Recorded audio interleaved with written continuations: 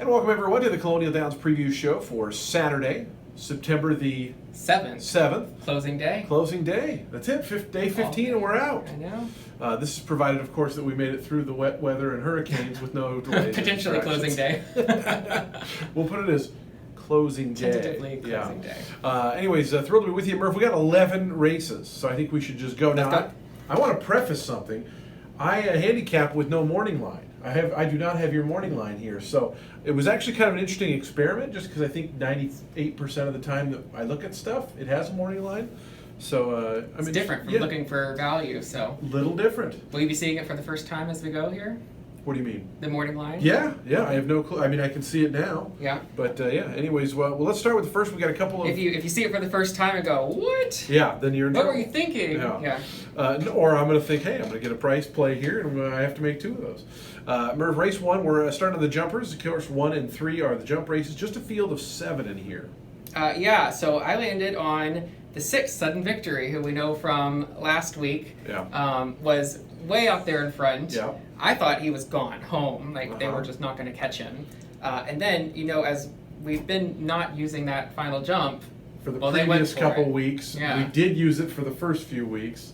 Yeah, and we did, but we weren't using it that day. Yeah. But I guess the memo didn't get out, and he went for it. But actually, if you look at the running line, that put him 18 lengths back, and he actually made up 6 ground. more lengths. I have that on my note. I thought that was interesting. And I remember watching it because obviously I'm watching it, and the rider took the jump, like they actually came to a stop, and then literally just pounced over because I think he realized, and I noticed that rider's not back this time. I saw a jockey change on there. Yeah. So, when he got to it, he was like, "Oh no!" And then he jumped over, and then he went right back to riding. So, it is an interesting running line for sure. Sudden Victory in that one because he didn't figure in that race, right? They let him go at 23-1. He went way out early. Yeah. I just think maybe if he could do that again, I didn't think this was an especially strong field, or not stronger than last time. So maybe if he goes ahead and skips that last jump, maybe he can get to the wire first. Yeah, I thought Lochte, the 2, and Gostis Be Here, the 5, kind of looked like the most consistent, most likely favorites. Yeah, I thought Lochte might go off favored, this being a primarily thoroughbred track. I think a lot of people are going to remember him, right? He made almost $800,000. Yeah, he's a Grade 1 winner. Yeah. But even over the jumps, right? Jonathan Shepard, giving him another chance, didn't run a step in that first one. But I thought, since we aren't using that last jump and the sprint to the wire starts 4.5 furlongs out, maybe a flat runner that we know is super fast would benefit from that. Well, he took a fair bit of money in his first jump start and didn't finish all that great. So I was thinking to go against him. I wanted to talk about this one horse because look at his comment line. Refuse to break. Dwell. Slow start. Carried out. Dwell. I just posted all those dwelts on Twitter, and Pete Aiello, who's the voice of Gulfstream Park, messaged me. He goes, "I know that horse. That's a Gulfstream horse." I go, "Yes, it is." And he goes, "Was it trained by so-and-so?" "Yes, it was." So this horse hasn't ran in almost 2 years, and now shows up as a jumper where there is no gate involved. And I'm really curious to see what happens here, because the horse clearly had a little bit of ability because was always closing in a lot of those races where there was dwell. And then last time just refused to break, and I'm guessing that the stewards finally said, enough. No mas. So it's real interesting that this one shows up here. But what about the 5? I know you mentioned that one as your morning line favorite. Yeah. He was second beaten just a length or less than a length by Hepcat, and that was kind of a key race, right? With Jump Ship coming back to win his next start. So I just thought that he definitely figured in there, and with those 2 second place finishes off the jumps, I thought he could very well go off favorite. He's gone off favorite in his last 3. Who's your picks in race 1? I'm going to take a chance with the 6 Sudden Victory, missing that last jump. Lochte will watch his odds, and then the 5.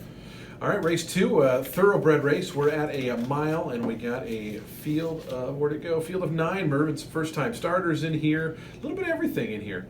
Yeah, all the ones on the outside, not much experience. So I looked to the inside, and I went with the one Vintner, who on paper is making a big jump up in class, right? Because he ran in this at the $16,000 level last time, now jumps to 40. But that was kind of a crap race. Mine runner was 3 to 5 in there. He was only beaten a half length by him, and I went back and I watched this replay because it said steadied repeatedly. Well, it was all right at the beginning of the race, right at the front, and he had to come from way far out of it. Which hasn't been, his style's been more of just a little ways off the pace kind of thing, and maybe it served him in a way just because I mean, he was trying to close into a pretty slow pace too, but Colonial, we've kind of seen that when those routes, sometimes they're just falling apart at the top of the stretch, especially the inner turf ones, which is what that was. And he came wide at the end, right? He got floated wide on that last turn, but he was really running at the end, so I'll give him a big chance in here. What about Palimpsest, who's dropping a little bit in class out of a 1.25 mile race, set the pace that day, and then just totally folded the tent? But I'm guessing, that was probably a little bit of a tougher group. Oh yeah, much tougher. That Martial Law looked great. Caldbeck had been coming out of those jumper races in there, and Tulaga Bay's run good here a few times, so much tougher. That I think the margin of defeat was probably amplified because he was wrapped up on. Doesn't have to go as far today. I thought he might be a good value play in here because horses with those types of running lines don't typically take a lot of money, but I thought you could make a case for him. Auld Lang Syne, the number 3 horse, I was going to guess that might be the favorite. Yep. Okay, I did make him the favorite. And, just kind of ran a couple of consistently decent races in his last couple, and I thought his speed figures were a little higher than a lot of the ones in here, so he made sense. But what about this 5, who they paid $625,000 for at auction? Jack Fisher's had a very nice 2019 at 28% from 106 starts, but not a first-time starter win in the last little while, not a debut turf win. So this is asking a lot, but man, that is a big price tag. Yeah, I really didn't know what to figure about a horse that was bought for that much and then is in for 40 at first asking. So I didn't use him in here, but I thought maybe it was one of the more interesting first-time starters in here. You didn't use a King's Ransom either. No, I didn't use any of the first-time starters. Oh, you're pointing that out because of Dane Kibisky. I like those Dane Kibiskys in the maiden special weights, right? Oh, okay, that's what it is. Who'd you pick in race number 2? I went 1, 3, 2. Our featured jump event of the season is race number 3. It's at 2.25 miles, which I think they've all been. We haven't had a mix in of a 2 3/8 or anything like that. It's the Randolph Rouse Stakes at $50,000 to be run at that 2.25 mile distance, and a nice little mix here of some horses just broke their maidens and some who've kind of been regularly contesting in stakes events. Yeah, 5 of them are actually coming out of the Mrs. Ogden Phipps at Saratoga. I went ahead and I picked the winner of that race, was 10-1 that day, but I thought, Saratoga, they also skipped the last fence, so I thought that the horses coming out of that race, or that ones that ran especially well there, kind of would figure in here as well. Yeah, that was a very, very nice effort, came from just off the pace, and we have, as you said, a number of those horses, so, again, because this is just not our area, watching a replay, I went back and watched that, and I was just like, okay, what did I really learn here? Okay, well, that one's faster than the other ones was kind of what I got there, which is, embarrassing to say because it is horse racing. It's just it's a different beast, and we've watched him now for 5 weeks, and I don't feel like I have any kind of handicapping gauge on it. No, I'm still handicapping this like I would a flat race. Well, the high weight is the 6, Wigwam Baby, who was contesting the Mrs. Ogden Phipps, right? She was favored in that race. She was 6-5.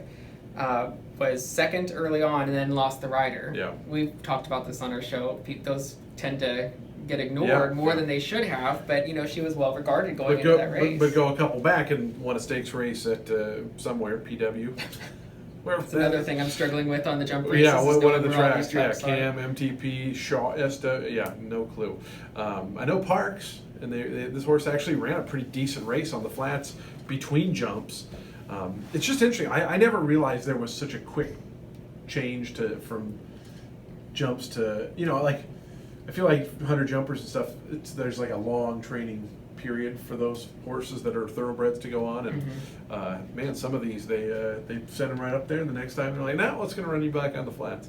Your picks for the third, Merv? I went 4, 6, 5 in here. All right, we start our thoroughbred stakes action in race number 4. We got a bunch of Virginia bred, state bred, restricted, all those kind of funny things. These are fun to figure out. Yeah, because their class becomes murky, right? Yeah, well, and in a lot of these stakes races, a lot of horses are coming back from opening weekend in very similar stakes races. So you got to figure it out and try to figure out where the value is going to be. Well, both Speed Gracer and River Deep came out of that Edward P. Evans, and it was River Deep who did all the heavy lifting, all the work up front, set the pace, brought the lead all the way to the last 2 jumps, and then got nailed by Speed Gracer, who came flying as the favorite. And I got to think those two go off 1-2 favoritism, right? I would think so. That's what I pegged them on the morning line: 5-2 for Speed Gracer and 3-1 for River Deep. I didn't think that Speed Gracer was disqualified from that race, so River Deep was named the winner. So I thought maybe River Deep would take a little more money. than he Because did it affected last the time. third place finisher, right? So Right. they put him back to third. Right. Yeah. But I didn't see any reason why Speed Gracer wouldn't get to the wire first here again. He looked awfully good down the lane, picking them all up there. And for River Deep, I actually pushed him down to third, considering he's going to have to negotiate an extra furlong today. I didn't know if that was going to be to his liking. Since he did make all the running there, I thought he may have to contest kind of a more moderate pace in here. I thought the outside horses might make him run a little bit early. I actually kind of liked running in the Vale for just a little bit of a price play look. A little bit of a price play look, Merv. Just because, he was kind of tagging in behind River Deep in that race and really wasn't disposed of until the last, furlong or so. And so I just thought it was second time off of a pretty long layoff, and if he was able to get to the lead or just have maybe a little more comfortable trip, kind of stalking from the outside. I'm a big Gary Capuano fan, and I thought 15-1 that one could be one that could make a little bit of noise. I thought there was a lot of horses in here I thought you could make quote unquote cases for. Katie's Catbird was the horse that was affected, if I remember correctly. Most it was actually it was River Deep was. Or I'm sorry, Speed Gracer was placed fourth because Katie's Catbird was the one who had to tap on the brakes. Well, we said, how many 6 or 7 are coming out of that race. Only 8 lengths separated all of them, so they weren't really that spread out. I did kind of like the 6 Accountable as a new shooter in here because he was only a length beaten in that starter handicap that we had last week. Redeemed Gentleman. Open company, right? From way, and the horse that was second was on the lead, so it shows a deep closer when basically Redeemed Gentleman just kind of got the jump on Accountable, and Accountable kind of swung out, he came up the rail. There was another one that swung out, but yeah, he was definitely moving at the end. Who'd you pick in here? I went 3, 6, 4. Throw a email to Daryl with that horse. Daryl. Yeah, there you go. We'll just label him Daryl. Shout out, Daryl. Hey, Daryl. Race 5, mile and 3/16. I've talked about how I kind of enjoy these outer turf routes, and we got one of those on closing day. $10,000 up for grabs, and we've been blessed with good-sized fields in some of these longer routes, and field of 9 in here. I looked to the outside horses in here. As I was making the morning line, I started like 1, 2, 3, and I was like, whoa, maybe this race didn't really come together. But as the quality got better as I continued to go, I think High Noon Rider is going to go off favored in this race. But I'm going to take a chance with the 8 Here's to Mike, who's been second in each of his last 3. But drops back in for the claim after going against Starter Company last time out. And I thought that was a pretty good race. He went off favored in there. Just kind of got nailed on the wire by Do With Pride at the end there. His speed figures are not as good as High Noon Rider, but I think he liked that extra distance that he got last time out. He gets it again, so I'll give him a chance to beat the favorite. Yeah, Here's to Mike was chasing Do With Pride, who did it wire to wire that night, if I remember correctly. And so, the way I look at that is that horse put in a really good effort, just got beat by a horse that kind of got the jump on him in mid-stretch. So I thought that was definitely a good effort. And Jamie Ness, we know, is just going to continue to take money. It's interesting, Brittany Russell, who trains the number 9 High Noon Rider with Sheldon Russell on board, she got this horse from Brad Cox back in March. There's actually a horse later on who is a first-time horse that she got from Brad Cox. And I kind of put a note like, Brad Cox is one of the top trainers in the game, to me, I think any trainer taking a horse from him, it's possible the horse could not run as well. But this one, when she took it to Laurel, has had pretty great success. In fact, has run better for her than has for Brad. So maybe we're taking the note on later. But who would you pick in race 5? Yeah, I couldn't knock High Noon Rider. I just thought, I made him 8-5 on the line. I thought he might even take a little more money than that.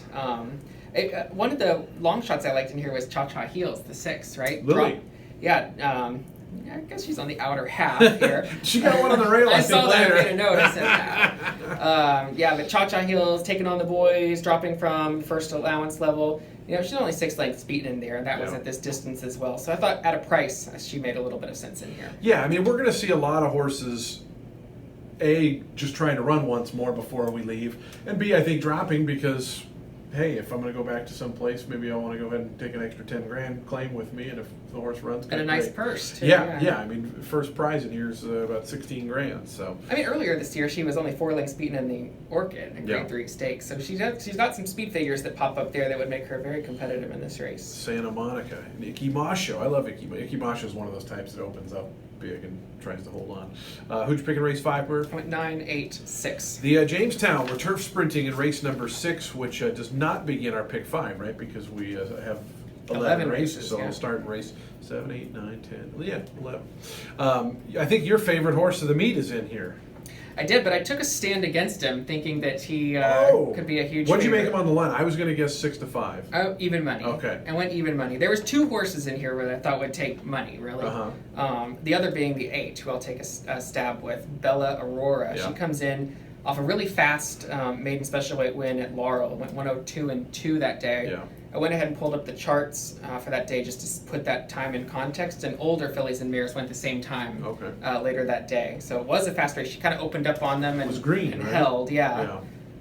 So I just thought, if Emboldened is going to be a huge favorite, let's try to beat him with somebody who just won it against Open Company at Laurel rather than Emboldened too. I mean, you can't knock him, but that was a state bred or a Virginia restricted race that he won there by 10. What do you make about a couple of first-time starters in the stake against a pretty good horse?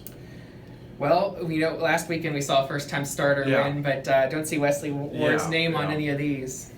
Great Camino, I thought was worth mentioning out of that last Emboldened race because he was the one that kind of went up to press and turning for home. I thought was going to make a race of it, and then Emboldened decided, okay, enough of that, and just took off like a rocket. But Great Camino didn't break all that well. If you look at the start, he's actually listed as last. Kind of rushed up in between horses, but to me that maybe showed just some good speed and ability. And all of a sudden after the rush up, and when another horse starts running away from you, I feel like a lot of horses get their hearts broken. But I thought this horse had to do a little bit more than he wanted to early just to get up into contention. And so, but to me, I thought the horse flashed some ability. So I thought kind of maybe the best.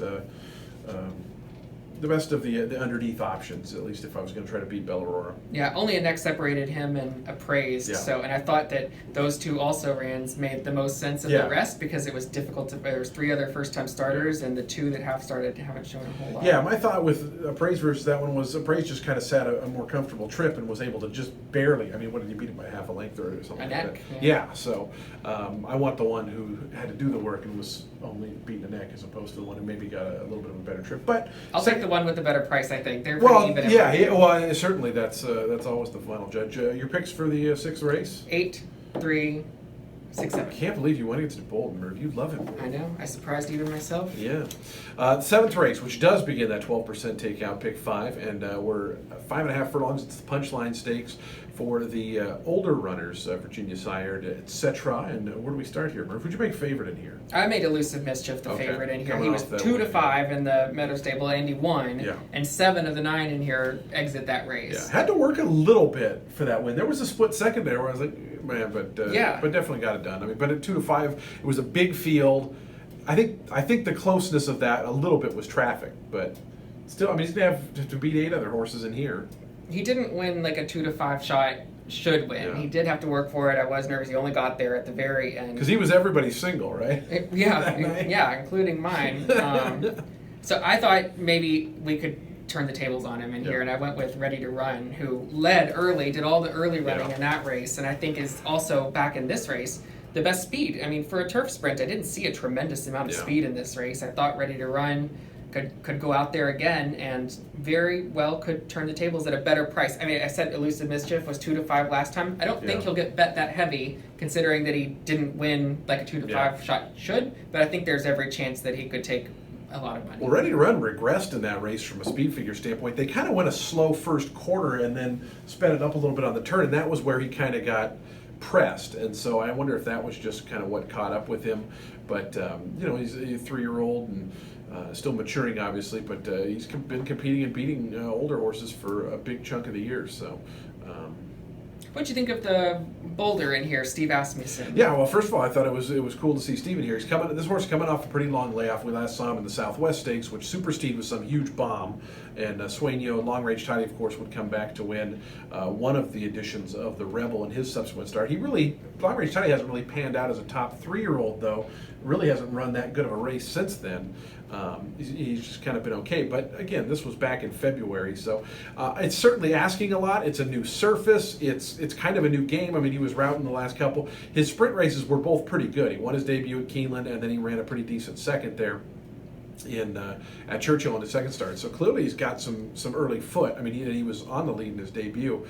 what I worry about is the only time he's won is when he's been on the lead. Maybe he doesn't have a big passing gear. I mean, he did pass a couple horses late at Churchill, but that was after somebody else was kind of pulling away, and the other ones were fading. So I wouldn't, because of Steve, the horse is going to take more money than it probably should. That's what held me back too. Is I thought, Wesley Ward came in here with a horse that didn't figure on paper and took money because of the name in the program. I thought maybe this could actually do the same.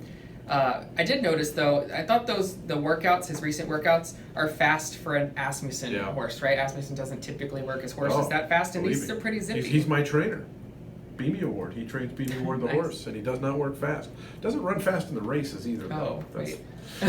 That seems to be a problem right now with him. We're trying to figure it out. But I talked to Jeff Bloom, and he told me, he goes, this horse just has a scratch in his head because he flashes these moments of being really good. And it's like, yeah, Jeff, I wish he would flash it in the afternoon. Well, I wouldn't throw Boulder out, and the reason why is we've talked about this. Horses have run back out of that stakes race that 7 of these are coming out of, and they haven't run very good. Yeah. So I'm prone to like a new shooter in here. I saw English Honor was interesting just because he was on the pace and then just totally stopped last time, just to add more to the mix. I actually thought I liked Fly Dubai in that last race, and I thought he kind of just got a little further back maybe than he wanted. And because they went 23, I just don't think that. I just thought he was up against it. To me, he's kind of the one I like the most. In fact, I would put a Darryl next to Fly Dubai. All right, Darryl. Yeah. This is an inside thing. Trust me, don't worry about it. But I really liked him that day. And like I said, I thought he came running after maybe not having the most pace to run into. And so it wasn't beaten a ton by those horses, was making up ground, and draws the outside again, which hopefully they can cook a little bit and he can come running. Yep. I think he figures. All right, Merv, your picks in the 7th? Let's take a stab with the 3, over the 5, and then the 1. The Camp Down Stakes, number of runners coming out of the Tyson Gilpin, of course, including the winner, What the Beep, who came and caught English Heiress in that race. And then a very interesting off the claim for 62.50 from Bob Hess, who I think kind of makes some sense, and Trap Me Later. So I thought this was just kind of a fun race. River Gal shows up in here, who ran pretty good in a stake on that opening weekend as well. Yeah. I feel like Bob Hess claimed a few. Vladimir Sorin, too. I forgot the Kent DeSormo horse, Yeah. That's who I went with, the outside, Holly Hundy. She just comes into this race with better speed figures than facing open company. We saw a horse come in from California Wednesday, to win. That was for Hess even, right? Yeah. And I just thought Holly Hundy made a ton of sense in here. I don't know that we're going to see Kent DeSormo on her. Well, why not, though? Maybe he's out at Kentucky or maybe somewhere else because Los Al's running, so he's not going to be full-time at Los Al. Maybe he wanted to just come out and ride a little $100,000. Could be. The racing office was dubious, but we'll find out. We'll find out if he's on there or not. Regardless, I think that she looks the best on paper. Who doesn't love a little Kent D? Come on. Let's talk about some of the ones coming out of the Gilpin, Murph, because I think it's a key race for this race, not a key race in general. It is, with I think 3 of them came out of that race, and they weren't very far apart. What the Beep was 6-5 that day, and she won like she was supposed to. But I thought that race came up a little weak, and they got kind of a low speed figure in there. There was that was like ruffle 'em up or whatever. Buttercup was in that one. Like there was some like maiden types. She was, and an English Heiress who finished second is also she's still a maiden. I just thought. I tried to beat the ones that came out of that race, thinking, it's every possibility that they're going to take more money than they should. I looked to River Gal as my second pick. She actually comes out of the Nelliam Cox Stakes, which is the longer race, and I think one coming up. But on the shortener, I thought that she would make a ton of sense. She has won sprinting before. She won the Jamestown last year as a 2-year-old, but that was on the dirt. She actually beat Ready to Run, who runs in the race previous to this. And I might get a little bit more of a price on her considering that she was 3rd, whereas What the Beep won last time out. I'm interested in this Trap Me Later just because I feel like Bob Hess won one the other night, and wasn't it one that he claimed to bring out here? And I almost wonder if he claimed this one from Gulfstream, just knowing, hey, I'm going to take one to get a Virginia bred and run for $100,000 because there's one in the next race too where he claimed it's like he took a look at this condition book and was like, well, I'm going to go get me some horses. Well, because he claimed this horse for $62.50, but from a speed figure standpoint, the horse fits, and so it's like it's obviously a massive jump in terms of price and everything, but I don't think the horse is out of the question. Well, look, English Heiress went from 4th in the maiden special weight into 2nd in a very similar stakes last time. When you start adding these restrictions, and it's not a state bred restriction, but it's pretty darn close, and so it's interesting to see what can happen. Your picks in the Camptown, Merv? 9, 7, 3, and I just want to comment on Trap Me Later. I think that's really astute because I do think you'll get a price on her coming out of those races. Let's move forward. Sure, you don't want a Darryl there? Ooh, should we triple Darryl? We could triple Darryl. Triple Darryl. Triple dog Yeah, Darryl. what the heck? A little bonus for closing night. The Brookmead Stakes, Merv, routing at 1 1/8, and I thought this was kind of a fun one. I just thought it's a little top heavy. I think Ferdinandia and Seaside Dancer are the favorites. Am I right? Yes. Yeah. Yes, they are. Although I thought Try and Summer would take some money as well. The Barclay Tag Runner, though, showing up. I mean, this is just a class thing, right? Yeah, well, and I took a stand against the 6 in here, Ferdinand. I think Ferdinanda could be a big favorite, Ferdinanda. Yeah, I think so too. Well, we've seen this time and time again. Right? Saratoga shippers come in, Saratoga, and they take a lot of money. Yeah. Well, I mean, the horses that she's been facing recently, Empress of the Nile, second in the Glen Falls, and Conquest Hard Candy was beaten less than a length in the Boston Spa in her next start.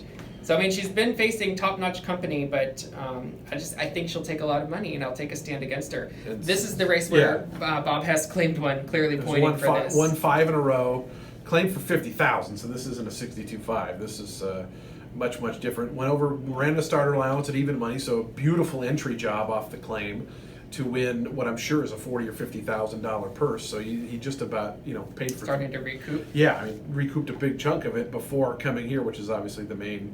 I mean, yeah, he could prove to be just a genius claiming trainer by the end of this thing. Well, I mean, she's undefeated on turf, undefeated since she added the blinkers, gets Trevor McCarthy in the arms. I just thought that she made a ton of sense in here. Just go out there on the front and steal it. Graceful Request comes in with a couple of wins, cheaper wins, but 25,000 and then 40,000 non-2. But it was a pretty decent step up last time, and has won pretty good. To me, just one of those horses that's maybe figuring things out a little bit. But it was on dirt. Yeah. Fionn Bar, the one, was closing late last time. That was her first start at a route. Yeah. She was actually favored in that race, but was rolling at the end, and now she gets an extra furlong to work with. So I thought she might be a little bit of a price to look at. What'd you make her in the morning line? 92 for Sheldon, Susan Cooney. 92, fourth choice though. I thought there's a lot of horses in here that are going to take some money. Yeah, he very well could be higher than 92, just because I do think that that one's going to take a lot of dough. Mm-hmm. Lot of dough. Your picks in the 9th, Merv? I went 3, 1, 5. We're going 1 1/16 on the grass course in race 10. This is the one with the couple entry, right? It is. Yeah. Okay. Here, I've got the program. Yeah, my PPs are. I had to use it was an interesting experiment, like I said, looking through them with no PPs. But big old full field, 11 runners, and is that right? 12 runners, 11 betting interests. That's right. You went with Chocolate Ride, though. Chocolate Ride. That's the one I was telling you about. That's the Brad Cox. Used to have one, I think. Yeah, he's 9 now. Hasn't run in 9 months. But, I mean, if he's anywhere near where he left off, then I think he's an easy winner in here, right? He's got all the back class. He's a multiple graded stakes winner. But he had already started dropping down the claiming ranks before he went on his layoff, right? So he was last seen at this level, but winning like he was supposed to. And his speed figures just tower above these. So I think it's just going to be a matter of, is he ready to go at first asking off that long layoff? And I really think we'll have to kind of just watch the odds too, right? To see what are you going to do with them. Big Agenda, who drew down on the inside, but will break from post 2. Won a couple in a row. Inside for Lily Ferdinand. There we go. Way to go. Maybe that'll be the angle. But won a couple in a row, got barely beat for optional 50 down at Gulfstream, went an allowance, and took money, and got beat by County Court here at Colonial, who ran a pretty big race that day. But I thought this one made a little bit of sense in this spot. Yeah, that last race was at 1 3/16 as well. So back up to 1 1/16. I think that's probably more his game, because he did tire a little bit last time. Yeah, That has a bit of seconditis though. I feel like there's a lot of horses coming in here off good efforts. A few in a row, Well, Redeemed Gentleman's in here. Redeemed Gentleman, he's the one that won the a couple weeks ago. 11 it is coming off of a win. Now, obviously, that was a much lower class level. Burn the Boats just barely got beat last time, but that was just a week or so ago. What did you make of Redeemed Gentleman? Because it was a really, really nice effort, but I remember you talking to the owner, and he was like, I wanted to win a stake, and I'm like, starter allowance, but it's close. And I mean, it certainly had a stake It purse. was a stakes purse, yeah. I remember it came rolling at the end. Yeah, it really came with a nice run. And I mean, it sure sounded like they've had to kind of be patient with the horse a little bit. And look, if you scratch out his 2 dirt races, on turf, he makes a lot of sense. His speed figures are noticeably better. But I also thought he might take a little bit too much money off that because it looks like a stakes race, but it really was against Starter Allowance Company. Well, last time was the time to be there. I mean, right? You wanted to have him last time, not this time. Right, yeah. What about don't go to the wedding. Yeah. Well, you go to the divorce or whatever it is, yeah. If you miss the wedding, don't show up at the funeral. Yeah. Or something like that. Do That Dance, I think will get some attention. That race 2 back was outstanding. Good second place finish. Didn't do a much running last time. But as we talked about, really, it was only 3 lengths. Yeah, it was. There. I mean, there was 8 of them. It seemed like within a length of each other at the 16th pole. And he was within a length at the second to last point of call. So I thought maybe just backing up a furlong from that race might be more to his liking. And I thought you could get a price with him. Well, he had traffic issues that day too. I mean, they were a big cluster in that race, except for the one I remember outside, that race. Flying down to get the win. Who'd you pick in race 10, Merv? I went 6, 2, 8. Okay. Race number 11, we wrap up with interesting, 1.25 mile grass race, and Saratoga Shipper in the number 1 Monaghan. I thought that was going to be the big favorite in here. Okay. Monaghan, of course. Saratoga coming in here. Her speed figures are just much better than anybody else in this big group, and she's got some experience at this distance and even going a little bit longer. Grand Motion's got one in here with herself who took a lot of money last time, didn't win, but was coming with a little bit of a rally, coming from month. This horse really has never run poorly in 4 starts. No, and I think her overall record is kind of deceptive, right? Because it looks like she's not placing, but she's always within 4 lengths of the leader. Even last time when she was favored, and I thought that was kind of a key race. I thought that was a very formful race that she's coming out of. What about the 4 Key to Gold, who I think you had made a note on?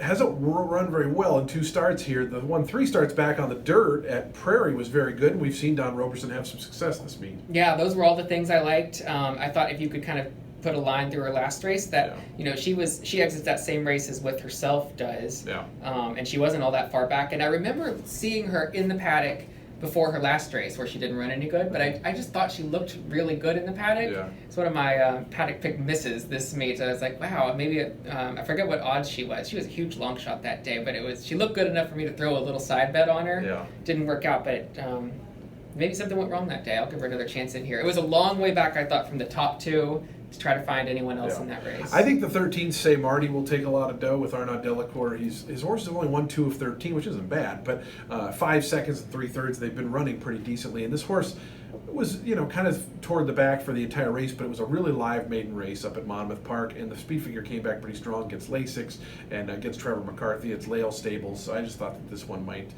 take some action at the windows and be a little bit interesting and eligible for an improve.